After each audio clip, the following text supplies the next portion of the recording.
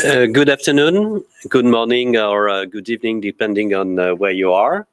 My name is Hugues Moussy. I'm the head of research and development here at the International Institute for Educational Planning of UNESCO. And welcome to this webinar organized by UNESCO-IIEP headquarters, the Dakar office, and with the collaboration and participation of CONFEMEN in Dakar. Welcome to you all. This webinar is about the use of learning assessment data and what we know so far about this use. As we all know, learning assessments have become a major tool in the educational toolkit of many policymakers all around the world in the past decades, with different speed depending on countries. And conducting various types of learning assessment, building learning assessment capacities and using learning assessment in policy decision has become very important all around the world.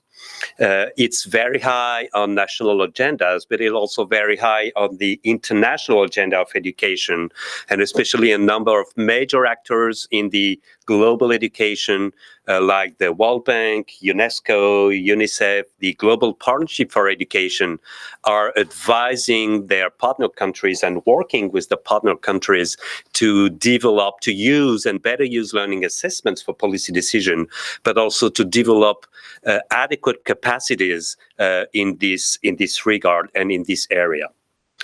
However, as we know, despite the fact that there has been major investment on learning assessment data, and we now have a wealth of information on students' learning outcomes, there is very often a sense, and very often an informed sense, that learning assessment data are either underused or misused in policymaking and in policy decision. So that's what we've been interrogating here, for example, at IEP through a research project that we've been working on for the past year or so, trying to better understand how learning assessment, and especially here, large-scale learning assessment, about which we're going to focus today, are being used in the overall process of policy decision, and more particularly in the planning process. It's been a question for us. We also know that it's been a question for many institutions, for many researchers all over the world, and I'm sure for a lot of you who are now following this webinar. So today we'd like to explore with you some conclusion on this issue recently published through different knowledge products. And we would like to more particularly focus on three main issues, once again related not to the overall landscape of learning assessment, but mostly on large-scale learning assessment. So three questions for today. What are the main facilitators, but also the main barriers to an efficient use of learning assessment data? That's the first question we'd like to deal with. The second one is, what are some key elements to build a conducive institutional but also technical environment for good use of learning assessment data? And finally, because it's also very important and very well informed for decades in the literature, what are the risks entailed in misusing assessment data, which is another particularly interesting issue. So to do so, we have convened three presenters that I'm going to introduce to you now. This webinar is going to last about 90 minutes. We'll have first three presentations and a discussant, a colleague from UNESCO headquarters. And then we'll go with the audience through a Q&A session. So about 90 minutes from overall. Three presenters. Ieva Raudonyte is a research assistant within the research and development team here at IEP, and she's been working on the research project I just told you about in the introduction. Another presenter that you're not going to see now, but when we switch to Dakar, is Davide Ruscelli, who works at UNESCO office in Dakar within the teaching and learning cluster, and also is very much involved with the talent network.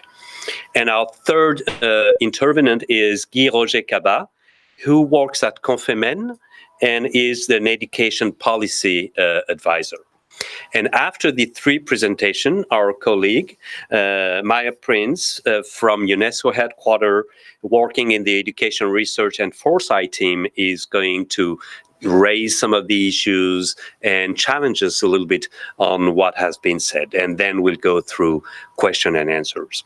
So not to lose any time now, I'd like to turn to Ieva, who is going to make the first presentation. Each presentation should last about 15 minutes, then same for the discussion. And we'll go to the audience. So you know that the audience can ask questions electronically, and then I'll pick up some of them to challenge and ask questions to our participants. So without waiting, Ieva, the floor is yours. Thank you. Good afternoon, everyone. My name is Ieva Raudonyte, and I work here in the Research and Development team of the International Institute of Educational Planning. And it is my great pleasure to be here today and to discuss our very recent publication on the use of learning assessment data in education policymaking. And to begin with, I would like to say a word of the rationale of this publication, and also the research project that Hugues has already mentioned that has been launched as a result. So, as he mentioned, IIEP already for quite some time noticed that there are many countries that are joining regional, international, national, large-scale assessments, but that this does not necessarily lead to the effective use of this data, and we try to understand why. And this is why we launched this extensive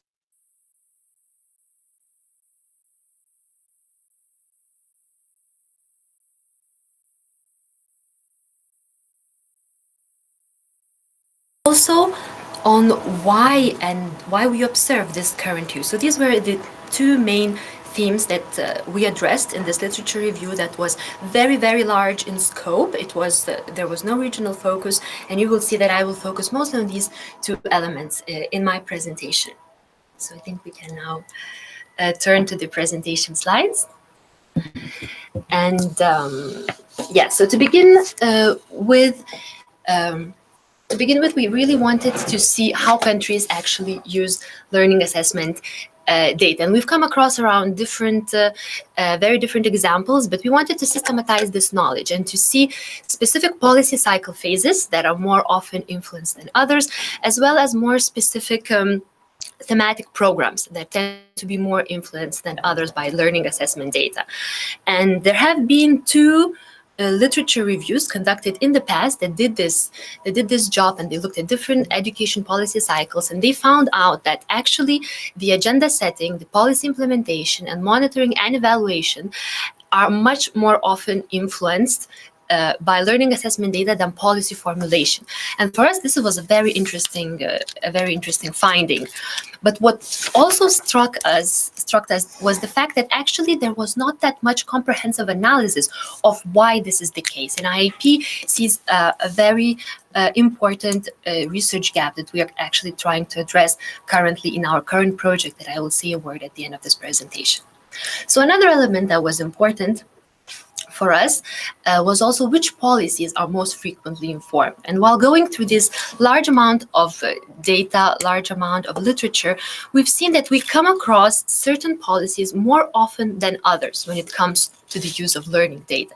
And we've seen that we come across very often the curriculum and textbook linked reforms, teacher professional development initiatives, as well as teaching methods.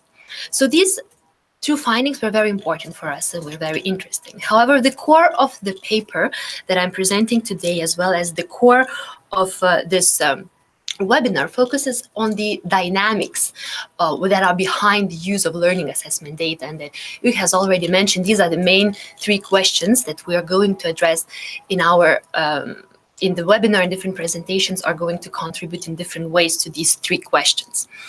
So I will start with the first one. And actually what we've noticed that in the literature review, as well as in the analysis that has been conducted by Talent, there are a lot of barriers and facilitators that actually overlap, that we are seeing similar examples, and this only shows their importance. So I'm now going to go through the first set of them, and then Davide will complement this list with his presentation. So the first element that is very important is that if learning assessment data are perceived as not of a good enough quality, if there are perceived or real flaws in the sampling, in the analysis or instrumentation, this might really very strongly disqualify this data for the use in the policy making. We've seen that certain citizen-led assessments, but this is not only the case for these type of assessments, have been criticized on this ground. So this is an important element to underline. Another one is linked to the financial constraints, not only to implement assessments. We know that certain countries have difficulties to sustain the funding once external partners withdraw, because in certain contexts, they are the ones supporting learning assessments. But another financial constraints are linked to actually implementing policies that were recommended by this assessment analysis. A case study in Kyrgyzstan is an illustrative example, because although there has been a lot of willingness to implement the reform solutions offered by this analysis, without an additional fundraising activities, it was just not possible to actually put them in place. Another element is a bit more delicate, and it's actually linked to the political issues that are related to revealing poor assessment results. Literature has pointed out a number of examples where countries actually withdrew from assessments because of their poor performance, or they refused to publish the data, which of course blocks completely the potential use of this data further in the policy making. Another element that was highlighted by one of the PASEC studies was linked to the fact that in countries where the political instability is high, the learning assessment results also are less likely to be effectively used. And the final element is linked to the dissemination and collaboration among those that produce and that use data. And Davide will go more into depth in his presentation on this point, but I would just like here to mention that it goes actually beyond different dissemination channels or institutional communication ways, because these two different groups of people are actually working in very different contexts with very different constraints, and sometimes this impedes their effective communication that is indeed key for the effective use of learning data. I will now turn to the second point of the presentation, because while reviewing all this broad amount of literature, we've noticed that if we want to really understand the use of learning data, it is not only enough to focus on learning assessments and actors and processes around them. We need to have this broader perspective, this broader environment. And I would like to speak about two main elements of this environment. The first one is linked to the culture of evidence and planning, and the second one to the inner dynamics of policymaking. The use of learning assessment data is embedded in a much larger context of the culture of the use of evidence. And it comes as no surprise that countries that have a stronger culture of using evidence in their everyday operations are more likely to be using learning assessment data as well. Another interesting element that was noted in one of the SACMEC studies was linked to the fact that in countries where planning processes are at the heart of the ministry operations, SACMEC results had better chances to inform policies. So these elements are very important. And finally, we cannot speak about the use of learning data in education policy making if we do not question and if we do not speak about the policy making itself. And this opens, of course, a very large new window of research and of elements. And we actually know that there are so many things that are intervening in the policy making. And it is indeed a highly random and a messy process. There are different factors that intervene. There are different stakeholders with different agendas that influence this. And this is, I'm using this Porter quote that very well reflects the complexity of this system. And he also questions the evidence-based assumptions about the policy making, because we know that not necessarily when evidence is reviewed is then real decisions are being made. And if we really want to understand the dynamics of the use of learning data in policy making, we have to engage in this discussion as well. And I will now move to the last point of this presentation, which focuses on the possible risks and the misuses of learning data.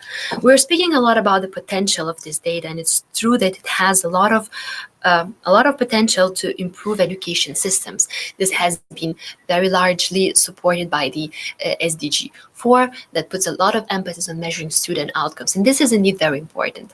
However, we believe that it is also important to speak about the risks and the possible misuses of learning data that are less frequently noted, and I will just address a couple of them. So the first one is linked to the sequence of steps in the use of learning data. We would normally imagine that what should happen is that the country participates in the learning assessment, then they engage in the analysis of these results, and then there is a policy that could be recommended on this basis. However, not only this does not happen in this way entirely, but actually sometimes the sequence is completely reversed, and there are multiple examples in the literature that actually show that, first of all, there is a policy decision that has been made on other grounds, and then the learning assessment data come as a justification for this policy. And as you can imagine, this completely reverses the whole logic and the intended use of learning data that we should be aware of. The second element that I think is also important to note is linked to the fact that the analysis that is coming from the learning assessment data can only speak about probabilistic inferences about why students perform in this way or the other. In other ways, the analysis that is provided very often reflects the correlation and not causality. And policymakers need to be very well informed about this element so that they do not use this learning assessment analysis beyond of what this actually claim. And there's a beautiful paper on that is using PISA example for this that I think is very, very interesting to illustrate this argument. And the other point is that there are a number of assessments that are being developed, and their methodology is increasing substantially. However, there are still certain methodological issues that are being noted in the literature that can be linked to sampling, to over or underestimation of certain variables. And although this does not disqualify the data altogether, but I think we should be aware of these issues when we are working and analyzing learning assessment data. And finally, my last point is linked to the fact that learning assessment data cannot be used in isolation. It cannot be the only source of evidence, because this can actually mislead policy formulation. I wanted to use an example of a contract teacher policy, because there was an assessment that actually showed that contract teachers and tenure teachers can be performing in a similar way when it comes to student results. However, and this could be a very attractive policy option, which was actually the case in different countries. However, now if we engage in a more qualitative analysis, we can see that this, in certain cases, led to teacher demotivation and to maybe even to a certain deprofessionalization of the profession. So in order to make a policy decision, different kinds of evidence should be considered. And this is just one example. And the other one is linked to policy reforms in Kyrgyzstan that really wanted to respond to PISA results and to their results. However, there were so many policies adopted at the very same time based mostly on these results that this created quite a difficult situation. So these two examples, I think, very well illustrate the importance of using different evidence in policy making.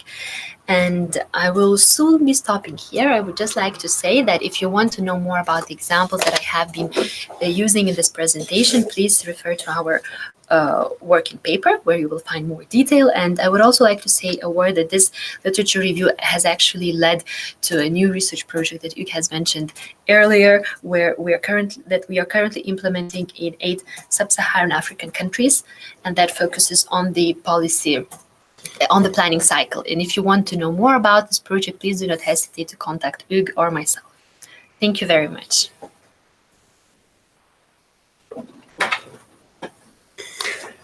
So thank you very much, Ieva, for this presentation, quite concise and very clear too, about highlighting some issues that were raised when you did the review of the literature and why we built this particular project.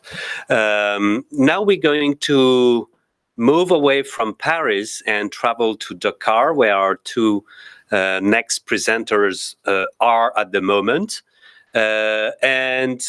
Davide, if you're ready, it's now up to you. We are not going to go back to Paris between your two presentations, so Davide, you'll have to leave the floor after your presentation to Guy Roger. So let's go to Dakar now for the two next presentations. Hello. Hi. Hello, everyone. Thank you, Hugues. Thank you, Ieva. Thank you very much for the very, very informative, concise presentation. I would like to start by quoting Hugues and say good morning and good afternoon or good evening to everyone, depending on where you're watching us from. And of course, good morning from Dakar. Today, I would like to speak about a work that is ongoing from Talent. It's a policy brief on the effective use and dissemination of large-scale learning assessment. After me, a colleague from CONFEMEN, Kaba, who is also part of Talent, will present a study that is also ongoing from the CONFEMEN on the use of PASEC 2014 data in education policy and planning cycle. So I think I will go straight to my presentation, and that will last for about 10 minutes, and then I will hand over to Guy Roger.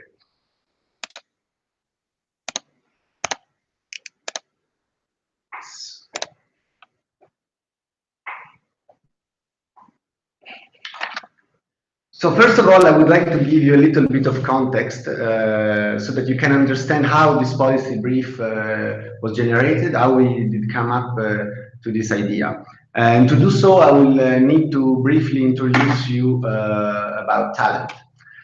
Talent, which stands for Teaching and Learning Educators Network for Transformation, is a task team of the regional coordination of SDG 4 in West and Central Africa, but it's also a regional platform on teaching and learning issues, including learning assessment issues, active in the overall sub-Saharan Africa. Its secretariat, where I'm based, is at UNESCO Dakar, but several other organizations such as CONFEMEN, UNICEF, UNHCR, ANSEFA, Education International, ADA, are represented in the steering group. End of 2018, thanks to funding from GPE, Talent organized a regional workshop on effective reporting, dissemination, and use of large-scale learning assessment. This workshop took place in response to a need expressed by countries in the previous years. We called at this workshop, we convened directors of education planning and directors responsible for large-scale learning assessment, such as head of examinations or members of national focal points of international large-scale learning assessments. This event took place during 4 days, sorry, in end of November. And before that, we started by sending out a questionnaire prepared by international experts to the countries. In this questionnaire, we asked about frequencies, the current use of large-scale learning assessment, the sample size, and the source of funding. Countries were also asked to develop a presentation to outline their current use and best practices in dissemination, report, and use of large-scale learning assessment. Let me pass to the next slide. So why this was a request to organize the workshop was a request by the member states, and we convened these people in Dakar, as I just said. And as you can see from the map, 18 countries from the overall sub-Saharan Africa participated, quite equally spread across all the sub-regions.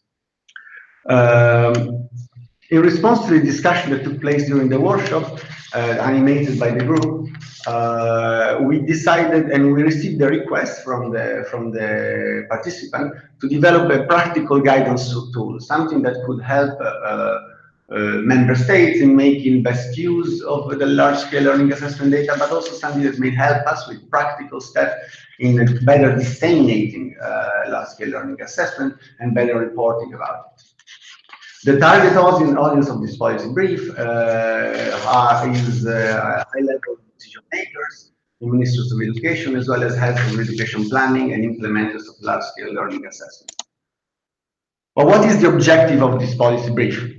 So, linked to the request of the member state, our aim was really to develop this short document, something not too complicated, that high-level decision maker or directors can usually refer to and identify some practical steps or gaps that are existing in their current structure of the ministry.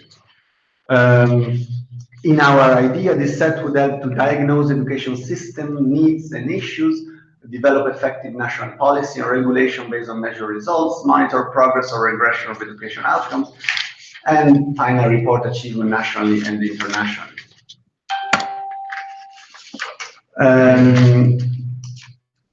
This set, of course, will enable countries to strategically, systematically mobilize national effort to use cross-nationally comparable learning outcome indicators developed from large-scale learning assessment to cumulative measure progress in education outcomes, even towards achieving SDG 4.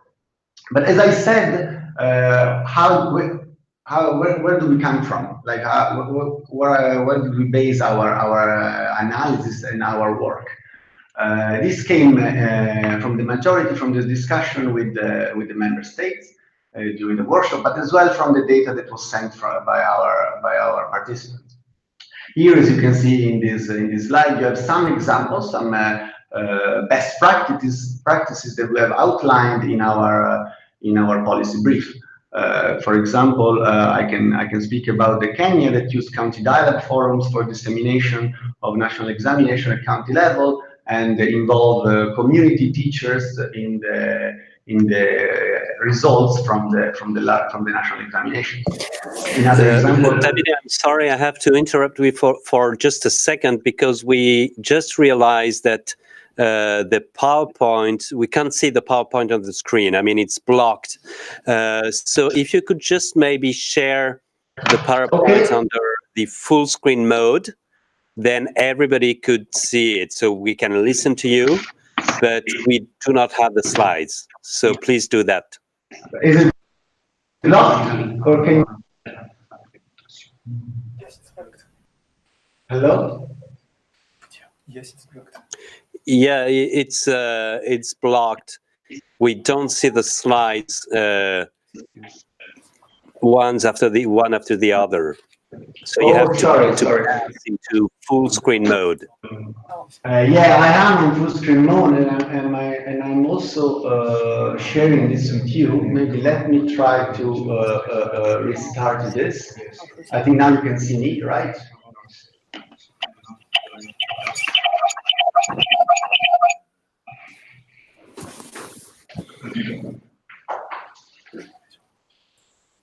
We're having some technical challenges. Can you see it now?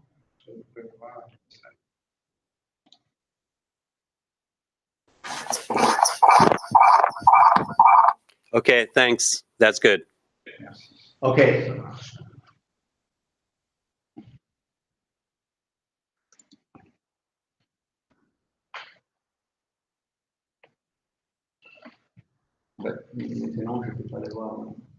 Sorry, okay. Can you see it? I hope you can see the PowerPoint, and sorry for the interruption. So as I was saying, several countries are quoted in our policy brief about with their best practices or the best use that also other countries have actually highlighted and really appreciated. As you can see, Burkina Faso and Zimbabwe, they use the learning assessment data in developing some strategies that are included in their education sector plans. For example, Burkina Faso used results from national examinations to spearhead a study for provinces on the time of teaching, and also to ensure that the textbooks ratio 1-to-1 objective is actually achieved. Then, of course, there are the bigger group of countries that is quoted in there comes from the PASEC 2014, but I will not speak about that as Guy Roger will talk about it straight after.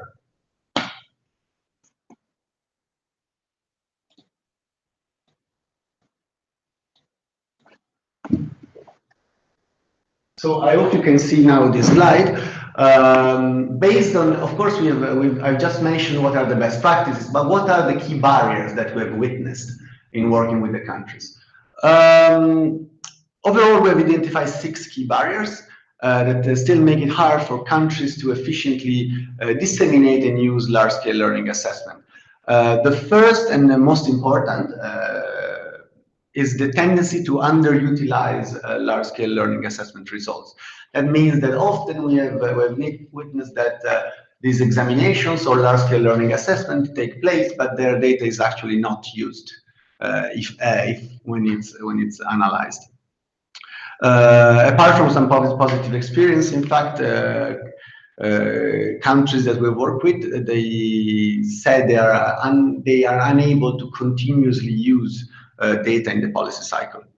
Often this issue lies at problem identification level or monitoring of results according to a pre-established schedule. A second key barrier that we have identified is the lack of ownership of different type of large-scale learning assessment. What we have witnessed is that there is a lack of institutionalization, and budget often comes from external sources. This makes it impossible for countries to take to really own this examination and make them feel as part of their education system. Another barrier is the lack of integration between large-scale learning assessment and other assessments. This lies at 2 levels. One level is the lack of integration in terms of monitoring of achievements across the education cycle for students. And the other one is the sort of tendency that was witnessed, a sort of dormant conflict between formative assessment and standardized evaluation. I think we'll speak about that later more with my colleague in Paris. Another key barrier to the use of large-scale learning assessment is, of course, the slow release of results. Data are often not disseminated within 12 months, sometimes even not within 18 months. That makes these examinations and these assessments often out of date. And finally, the other 2 points. One was mentioned before by Ieva, is the poor institutional collaboration. Units are responsible for this assessment. They have loose links, or they have no connection with the education planning sections quite often, and sometimes they are not involved in the education planning, nor there is a good collaboration between other units and the unit in charge of large-scale learning assessment. This was witnessed across all the countries. And finally, the last barrier is the lack of priority for the quality of education. Of course, we all know that some countries in this region are still struggling with access to education. So often it is quite hard, given the limited resources, to address the issue of access and at the same time ensuring quality.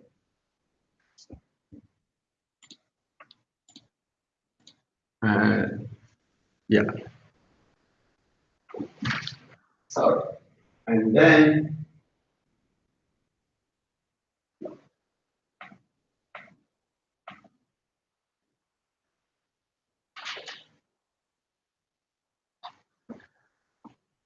Well, I would like to proceed to the next slide. I'm not sure you can see it, but in the next slide we talk about the 5 key messages that we have developed based on our discussion and the analysis of our specialists, and from the feedback of the countries. The first key message is that national learning assessment must provide decision makers with answers to their questions about how to improve learning outcomes and respond to the national education need. Here the accent is put on the need to clearly think about what are the questions that needs to be answered by the examination, and not even misusing the data or making a comfortable use of data to answer the questions that are convenient to decision makers. So this is an issue that is linked to both the design and the analysis phase. The second one is the large-scale learning assessment are one of the sources of information on learning outcomes and learners' context. Without the creation of an conducive environment to evidence-based decision-making and regular monitoring of learning outcomes at all levels of decision, is difficult to improve the use of learning outcomes, of learning assessment results. Data utilization and evidence-based planning culture needs to be mainstream at all levels of education system. This is, of course, something that cannot happen from day to night, but it's a long process where the country needs to start with. The third message is linked to the fact that large-scale learning assessment should not be conducted as a standalone study, but the result be used with other sources of data. Of course, always keeping in mind what Ieva just mentioned in her presentation of not falling in the trap of correlation as causation, and making sure that the right analysis is taking place. The fourth message is that policy recommendation should be based on evidence and take into account the effort required in terms of capacity, time, resources, before the expected potential impact can be measured and evaluated. That means that for this change to happen, it may take time, and countries should not quickly come to a conclusion that what they did was not worth it.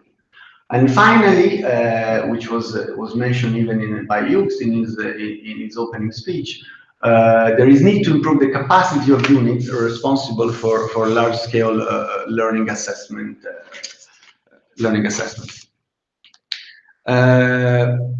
Based on this message, and to give some quick practical action to the member state, we have developed some recommendations. The first recommendation is to ensure that the results of large-scale learning assessments answer decision makers' needs and help in identify root causes of low learning outcomes.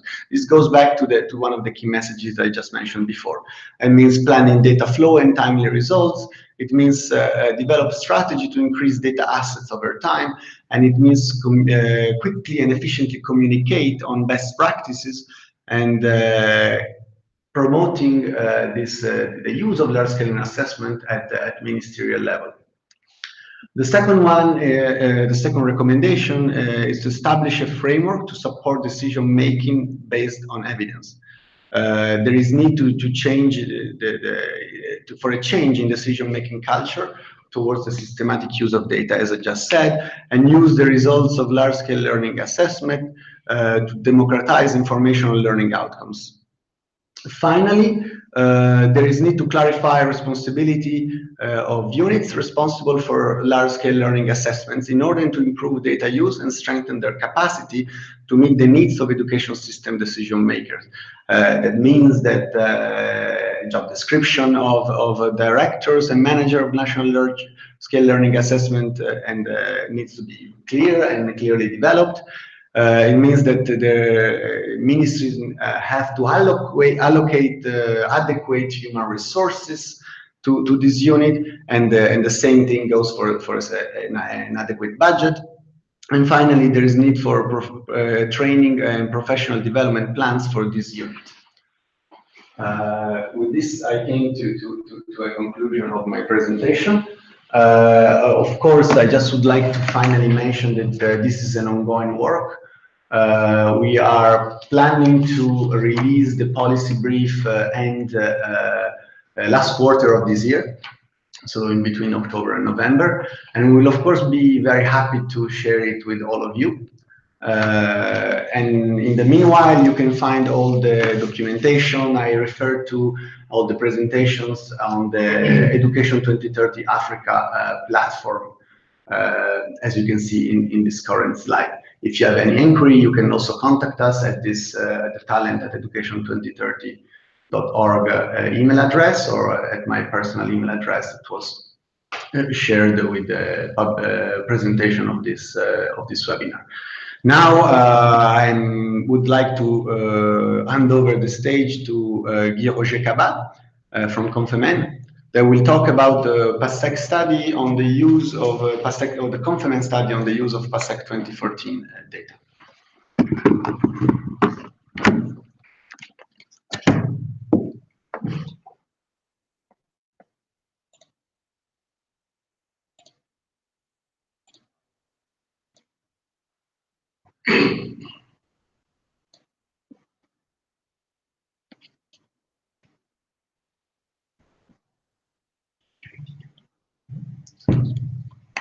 Please, Guy-Roger, you can start.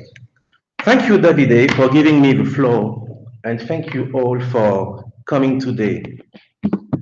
As it's been said before, I'm education policy advisor at CONFEMEN. I was involved in development of the items of PASEC 2019, which is currently being underway. I'm currently working for development of CONFEMEN strategy to help countries improve their assessment systems by integrating large-scale assessment and using data to develop education policy through a complementary program at PASEC called Observatoire de la qualité de l'éducation. What I will be talking about today is a survey on use of PASEC 2014 data in education policy making in participating countries.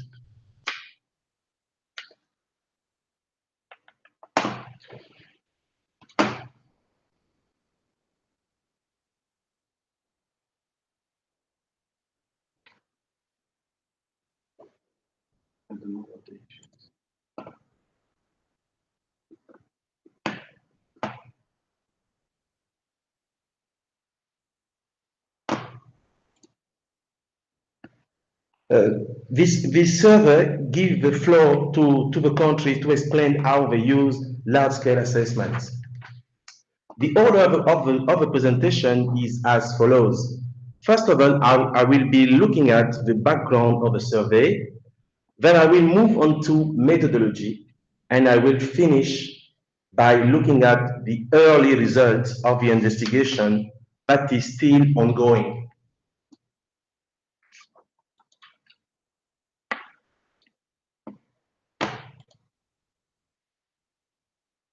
PASEC 2014 involves 10 countries, to which Madagascar should be added, because in that country the data collection took place in 2015. The assessment is for early and late primary school in mathematics and language. Contextual data are also collected.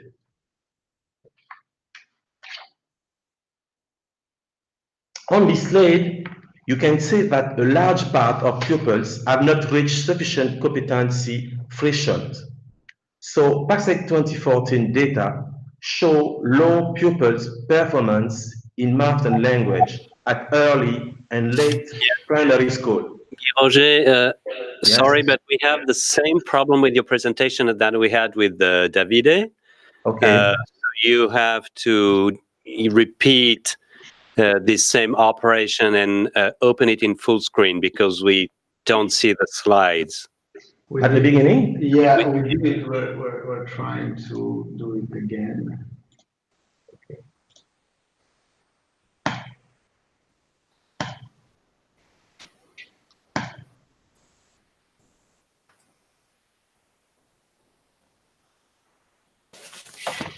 Is it okay? Okay, I think that's good. That's good. Maybe we come back just one slide so people can see the countries that participated in PASAC.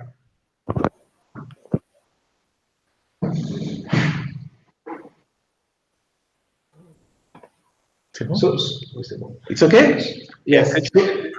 Could So you also be these in slideshow mode?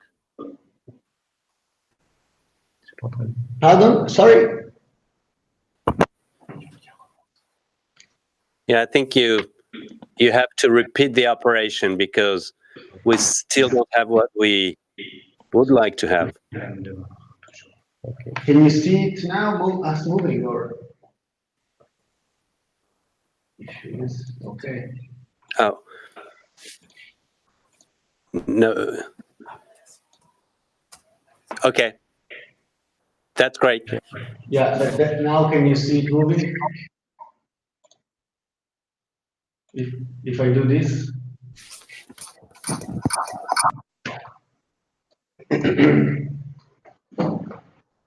Can you see the countries of PASAC?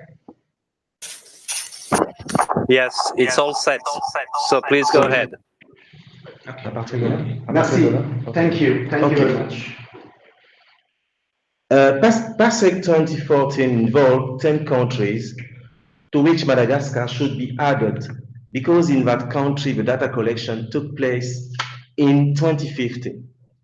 The assessment is for early and late primary school in mathematics and language. Contextual data are also collected. On this slide, you can say that a large part of pupils have not reached sufficient competency threshold. So PASEC 2014 data show low pupil performance in math and language at early and late primary school. This low performance can be explained by 4 major groups of factors presented here. Socioeconomic disparities, school characteristics, low qualification of teachers, inadequate curricula and working conditions for teachers. These factors affect all countries, but others are specific to each participating country that you can find in each national report on the CONFEMEN website. To promote the use of this data in the development of education policy, 9 avenues for reflection have been proposed by PASEC and by participating countries. These avenues concern all countries, but other country-specific have also been defined in each national report. 5 years later, we felt it was appropriate to question how participating countries finally use this data to improve their education systems. The survey was conducted as an online questionnaire for CONFEMEN national correspondents and for head of PASEC team in each participating country. At present, 10 of the 11 countries have responded. Early results show that PASEC 2014 data are being used relatively extensively and relates to the 3 avenues for reflection shown here. Promote pre-primary education 8 times, improve the quality, availability, and allocation of school equipment and pedagogical resources 7 times, strengthen teacher training and upgrade teacher status 7 times also. It is important to keep in mind that programs related to this use are being essentially implemented in central area. One of the most significant features is that these programs are being essentially implemented by Ministry of Education. A ministry such as higher education, which trains primary teachers, may not be involved in the design of these programs. Similarly, schools have very little involvement in these programs, even if they are the main framework where learning can improve.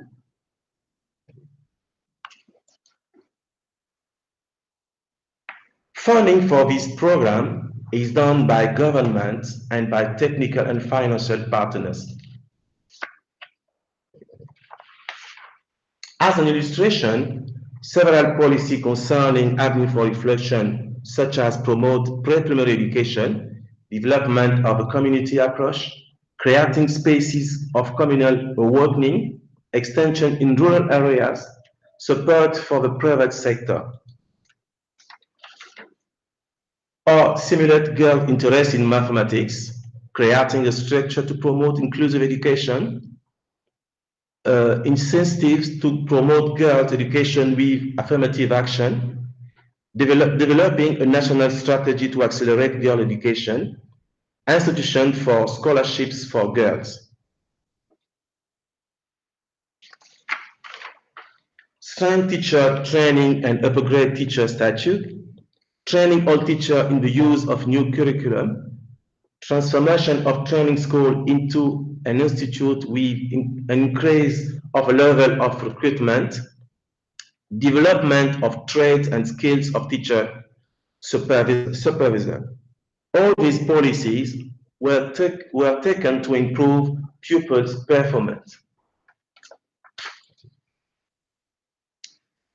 All these policies refer to 3 stages of policy cycle: agenda setting, policy formulation, and policy implementation. You can see that these policies are being subject to very little monitoring policy evaluation. As you can see on this slide, several barriers prevent greater use of basic data, such as difficulties in dissemination and appropriation of data by all stakeholders, funding and political context. In order to overcome these barriers and allow for the best use of this data, respondents made several suggestions listed here. First of all, widespread dissemination of data to all actors, then spreading data, including secondary and higher education. Finally, CONFEMEN should set up a support mechanism in development of education policy. I'm coming to the end of my presentation, and to sum up what I've just said, at this stage, the survey reveals a willingness to use basic data, but this desire seems to have been annoyed by a weak culture of large-scale assessment in these countries. Therefore, it is important for CONFEMEN and all international organizations, in addition to encouraging the organization of large-scale assessment, to further assess this country in using information for these assessments to develop evidence-based education policies. I hope it has been informative and useful for you, and would like to thank you. Thank you all for your attention. Thank you. Thank you, Guy-Roger. I think now we want to thank everyone for the patience, and despite the technical challenges we had. I'm not sure you can see us. Okay, I think now it's fine. And we hand over to you, Hugues and Ieva, in Paris. And we remain available for any questions and to continue the discussion. Thank you.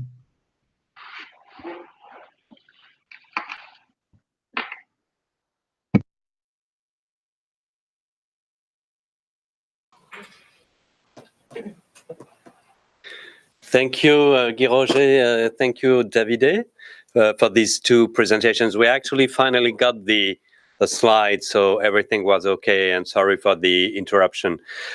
We don't have that much time left, around a little bit less than 30 minutes, so I would like to directly turn to Maya who is our discussant here, and thank you for that.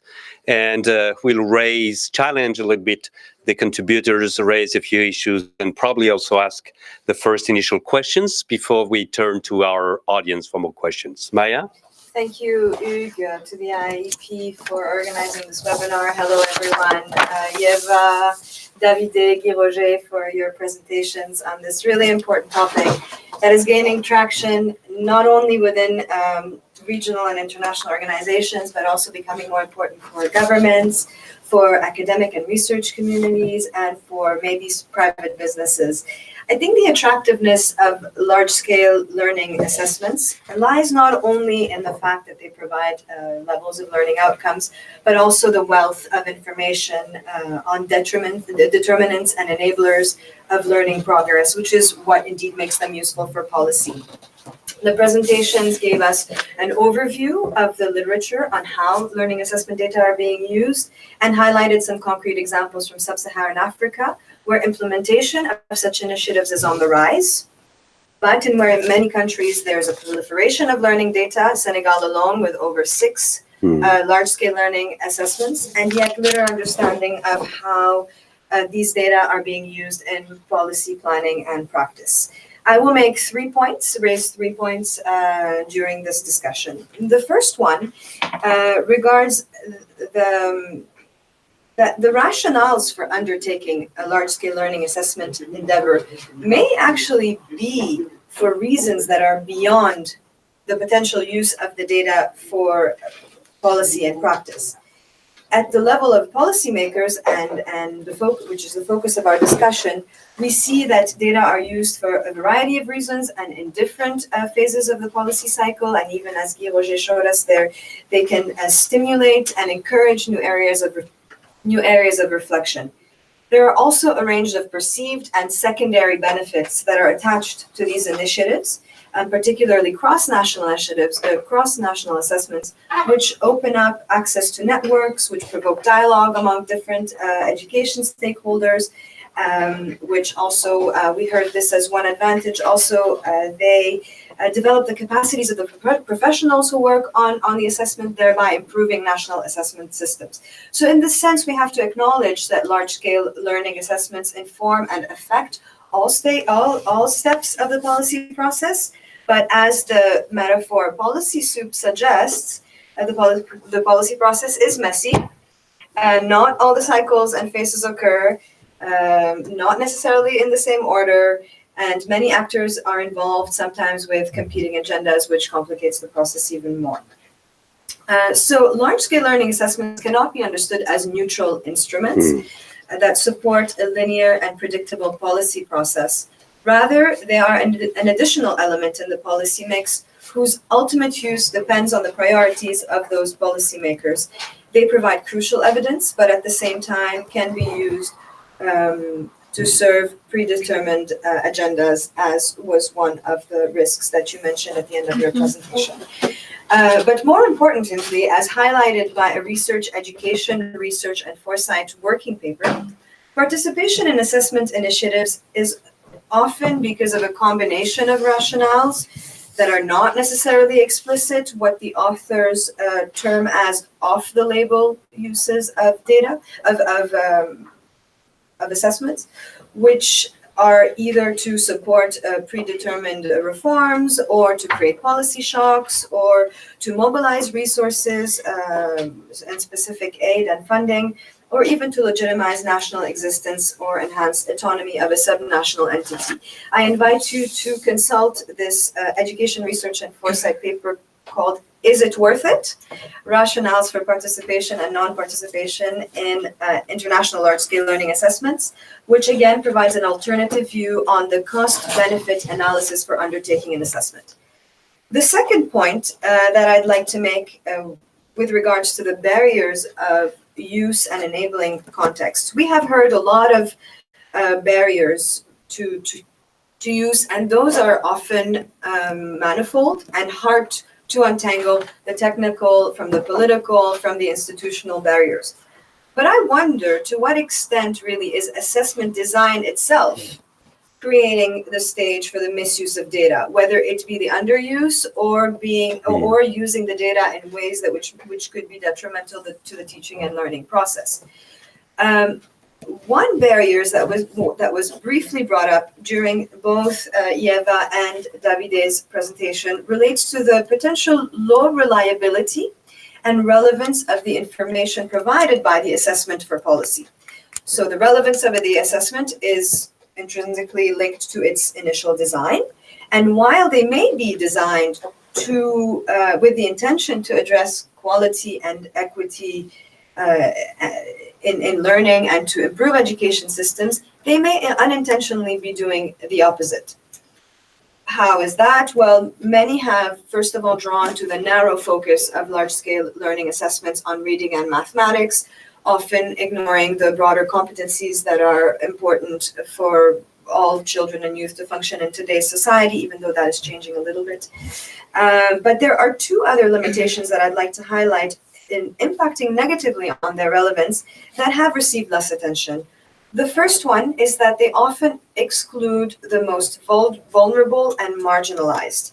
And there is limited information out there on the measures that are being taken, particularly by national assessments, to tackle this exclusion and to accommodate all children into the test. And they are excluded from the design and the sampling. And I'm not only speaking about out-of-school children, but also those children who are in unregistered schools or schools who are in hard-to-reach areas, or even schools that provide education for a target population that's not included, like the schools for the blind or the deaf. And at the individual level, they can also exclude children with severe cognitive or physical disabilities. And even more worrisome today is they are excluding children with insufficient language experience.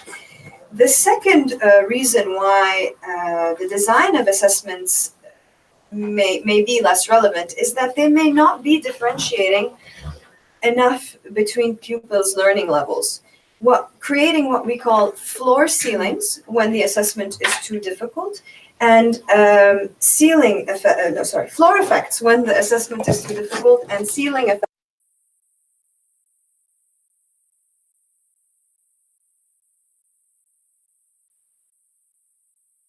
Wagner earlier this year, who explains further how assessment design might render these assessments inadequate to provide a better understanding of how to tackle the learning of particularly disadvantaged population who are at the bottom of the pyramid, whether or not you agree with the term, that's what Dan Wagner uses. So it may be one major barrier to effective use of data in the way that assessments are designed. Narrow in scope, limited in reach, and do not sufficiently differentiate between the levels of the children. And because assessment data is partial and it is not perfect, both unbalanced attention to the assessment results and the failure to integrate them with other parts of the components of the system, like Davide brought up, are likely to hinder their ability even further to contribute to meaningful advancement towards quality and equity in education.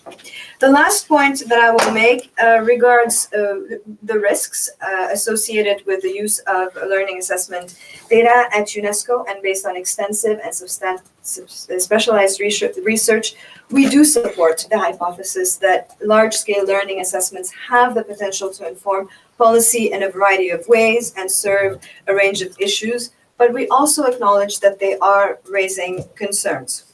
While this warrants a much lengthier discussion on the potential risks of unintended consequences, which remains really critiques from academics mostly, I wonder if indeed some of these risks have not been receiving sufficient attention and others have not been over-exaggerated.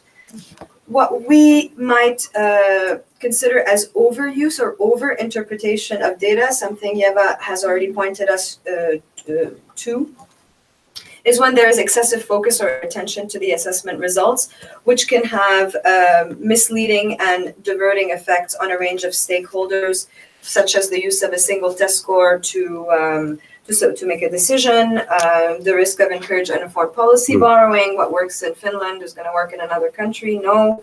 The potential of reducing our understanding of a good education, or even narrowing our understanding of quality education by dismissing its multi-dimensional nature. But what happens when we couple assessment with accountability? Despite these tests being low stakes for the children, so they are not punished or rewarded if they do well or not well, they do entail high stakes for other actors, teachers, principals, schools. And some of the risks include, for example, test scores might become the central focus of schooling, and that teachers will focus on just teaching to the test. Or it may have perverse incentives for schools during the sampling procedures to only select those kids that might perform well to take the test. Or even it might encourage teachers to focus on only those kids that will pass the test, so thereby creating more inequalities. These dynamics, of course, unfold in contexts where test scores are linked to reward and sanctions. For example, if the test scores are linked to teacher evaluations and therefore attached to their pay and their promotion and their employment status. There are examples around the globe, but the examples remain limited. We must not forget that large-scale learning assessments at the end are sample-based tests and are not suited to inform high accountability frameworks.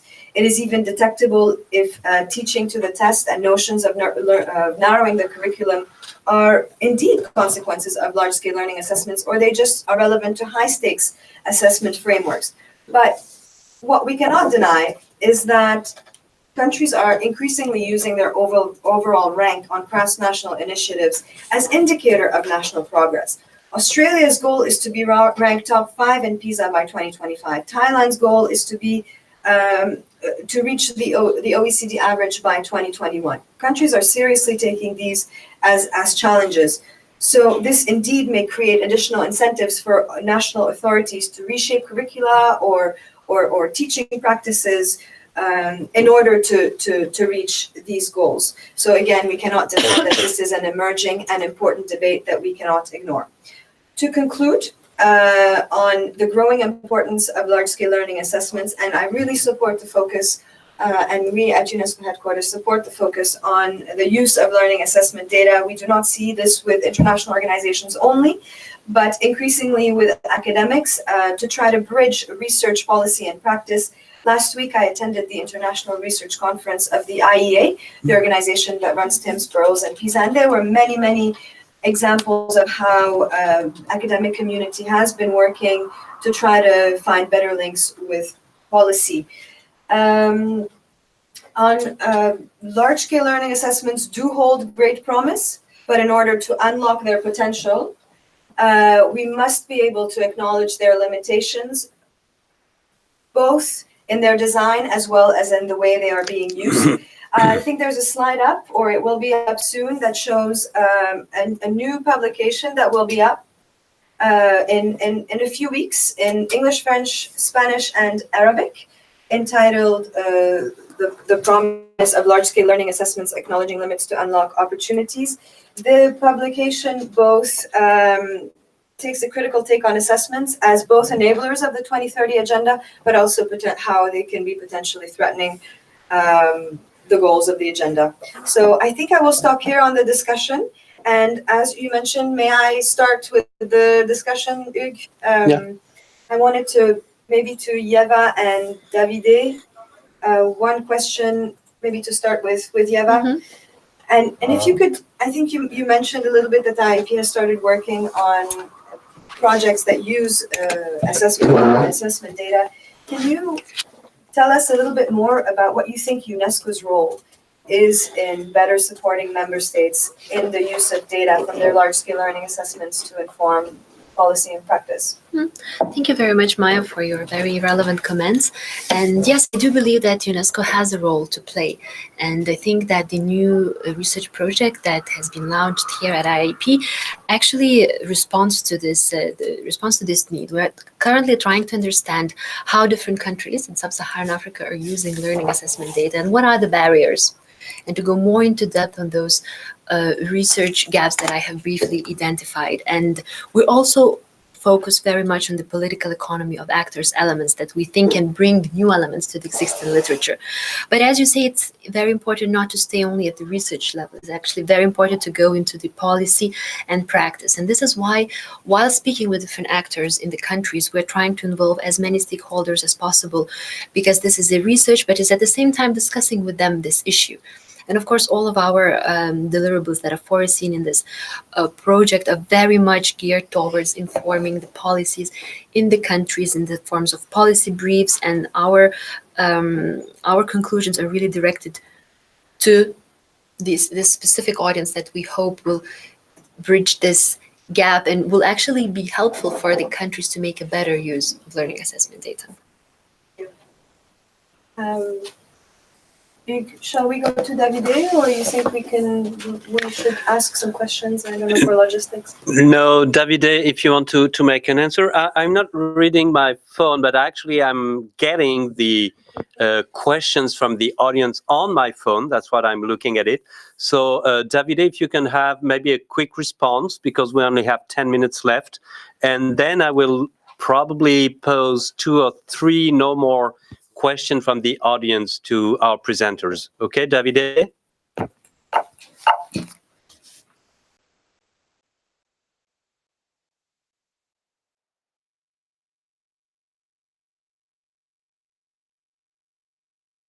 Thank you. Can you hear me?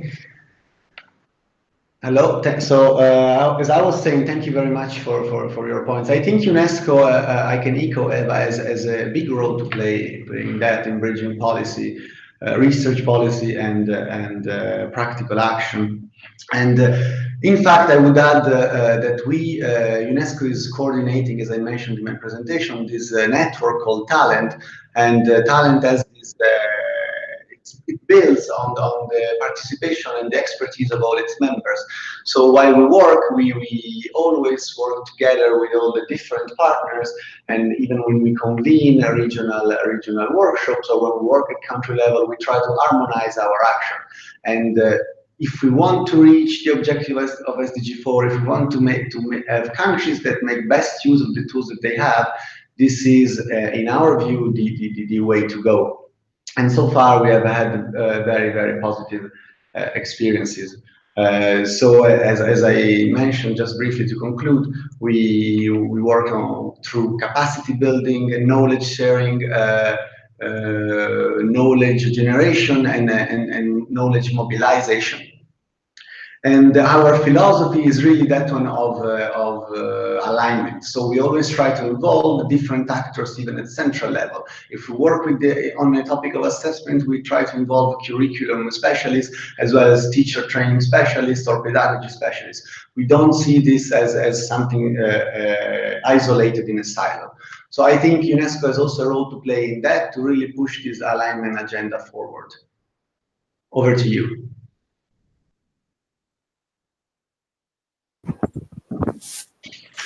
Thank you, Davide. I have a few questions from the audience, and I will raise 2 now. The first one probably is for Davide and Ieva, and they are elements that we have already dealt with in a way, but that might be highlighted again. One of the participants, one of the people within the audience asks, it appears that one of the reasons government do not use the data is that the interpretation is very technical and therefore not easily understood.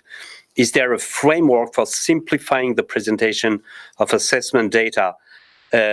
One that will make the data easily understood and usable?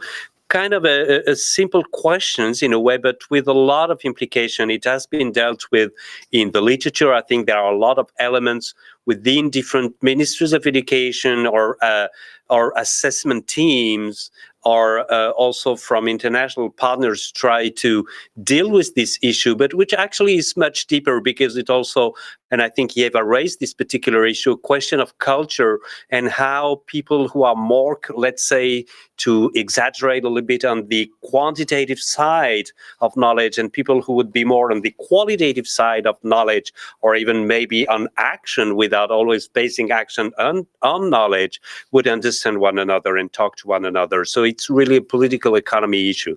So maybe Davide and Ieva, if you have a quick response to this question.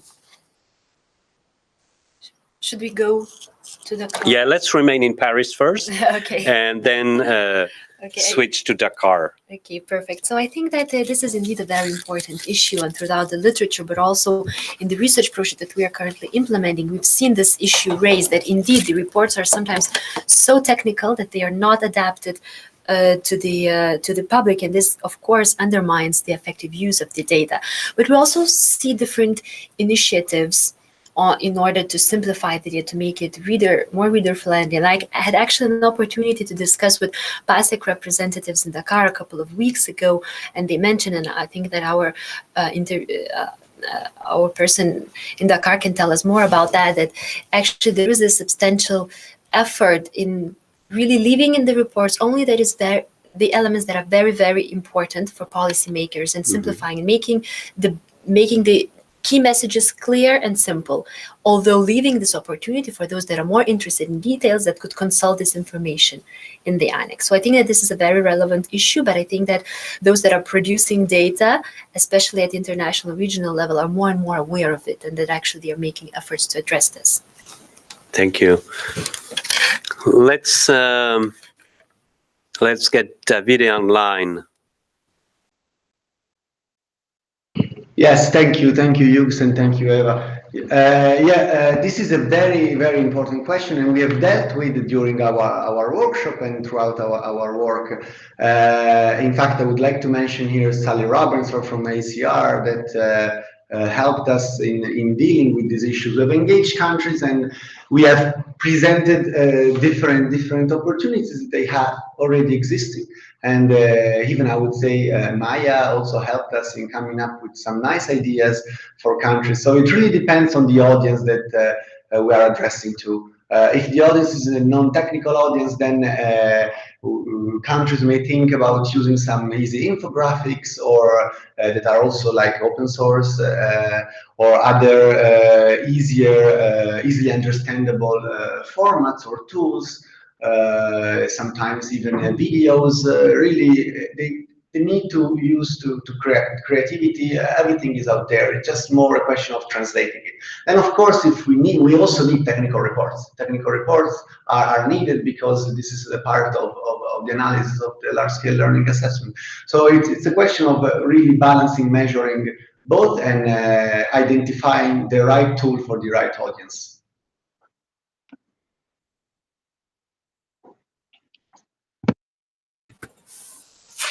Thanks, Davide. I have another question, which once again looks quite simple, but actually raises a number of particular issues. And I would like to ask it to Guy Roger, because it, in a way, dealt with the assessment you did of the use of PASEC results. And the question is, can more light be shed? So can you maybe go into more detail on what would constitute a framework to support decision-making based on evidence? So I think it's more here, maybe let's think about institutional framework, but also maybe an intellectual framework which would support decision-making based on evidence. What would be your experience or your thoughts about that, Guy Roger?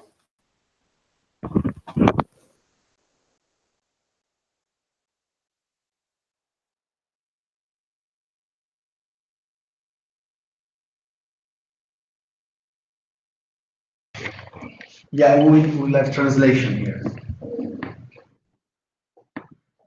Oui, je vais commencer par revenir rapidement sur la première question. Let's swiftly get back to the first question. C'est conscient de cette difficulté pour les pays d'interpréter les données qui peuvent être techniques. Aware of the difficulties that countries have to interpret these technical data. Que au PASEC, On a essayé de retraduire ces données We have tried to retranslate this data sous forme de pistes de réflexion et d'action. in the form of reflection pathways. L'autre point que je voulais souligner sur les raisons des difficultés de mettre en œuvre, d'utiliser des données, des évaluations à grande échelle, The other point I wanted to make pertaining to the challenges in using the evaluation data. c'est une raison que je qualifierais de spécifique aux pays d'Afrique francophone. I would say that this is specific to Francophone Africa countries. C'est la grande importance qu'ont les examens nationaux tels que le brevet ou le bac dans ces This pays. is relating to the importance that national exams have in those countries, meaning the, let's say, the end of junior secondary examination and higher secondary education examination. Ces examens sont tellement importants qu'ils relèguent au second plan les évaluations à grande échelle. These two examinations are so important that the assessments are relegated to a position of secondary importance. Pour en venir à la deuxième question qui m'est spécifiquement posée, Getting back to the question that is specifically directed to me, le cadre qui appuie la prise de décision basée sur les preuves, the frame that support the evidence-based decision making c'est la recherche en éducation. is research in education. L'idée, c'est de ne plus fonder la décision politique uniquement sur les opinions, The idea is that political decision making should not be based anymore on opinion, mais se baser sur la recherche en éducation, but rather it should rest on research in education. se baser sur les évaluations à grande échelle, It telles que should celle du be PASEC, based on high scale assessments such as the one conducted by PASEC, tout en évitant que ces recherches et ces évaluations à grande échelle while avoiding that these research and these large scale assessment soient en fait des justifications, comme l'a dit Ieva tout à l'heure, à des agendas préétablis. be used for pre-established agendas. Voilà ce que je voulais dire sur cette question. So this is what I would like to say with respect to this question.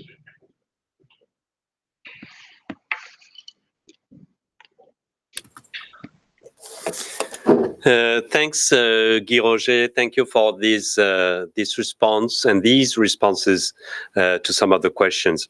It's time to close now, and sorry because we could not respond and take all of your questions, but as was suggested by Maya, we will try to pick them and provide some kind of response either directly or maybe through posts that we can have on our different website at UNESCO, UNESCO HQ, Dakar office or IEP. So please try to scrutinize a little bit the follow-up of this webinar. Just a few points to conclude. The first one is that you saw, and that was the very idea of the seminar, is that we presented ongoing works and ongoing processes, ongoing research project, a working paper that is going to be a step within a longer process of reflection on learning assessment data, but also on actionable perspectives on on using learning assessment, and same with talent, which is really an ongoing process, and the reflection of PASEC. And that was the very idea, to raise question for a very varied audience, and that was really the purpose. On the content, I think what is interesting, and that was really our starting point, and I think also in a way from talent and from our colleague at UNESCO HQ, is that when you dealing with the issue of use of learning assessment, they are really technical too. We have two approaches. The first one is really technical, and as Maya pointed out, as was very clear from PASEC CONFEMEN, what we really believe that learning assessment provide a number of information that are crucial to build better policies or adequate policies in education to raise the level of learning outcomes. And then we try to find technical, institutional partnership issues to improve this use. That's one aspect which is important. But I think also that overall UNESCO, maybe contrary to other people, but very close to the academic world, what we want to do also is probably to exceed or to try to escape to a certain naivety in the discourse, which, as you say, would demonstrate that it's linear, neutral, purely technical. Actually, the overall construction, the overall use, the overall political construct behind using learning assessment and learning assessment data is quite complex and is never neutral and is never linear. And I think the point here is not to be critical for the sake of being critical, which can also have its use, but is being critical so that we don't make another kind of misuse. And especially because the pressure on governments to develop capacities around learning assessment is huge, and the investment of many international organizations is huge. So if we stick or remain into this linear, a little bit narrow and naive discourse that, you know, things are simple, finance learning assessment, then use them, then you have a better policy and then better learning outcomes, I think it's a little bit of a trap. And many people are aware of that, but that's also one of the lenses we take. So really two lenses, a critical one, but that is supposed to jump to feed into the technical and useful one that we kind of owe or discuss with our partner countries. Finally, we'll also, because all of us, but also many other partners that we have, especially, for example, on our IIEP with USAID, with which we work on our research project, it's again, a continuous process and ongoing work. We'll organize another webinar during the fall. I don't have a date for now, but we'll keep you posted. And to finish with, I'd like you to go for the different products that we showed you to our website, whether on PASEC and CONFEMEN website, on Talent website, on the website especially, but not only working papers at HQ. There are, I think, now around 25 very interesting working papers, not only on learning assessments, and also on IEP website to follow us. So thank you to all of you, and we'll keep you posted on how we follow up on this webinar on using learning assessment data. Thank you all. Thank you very much. Thank you.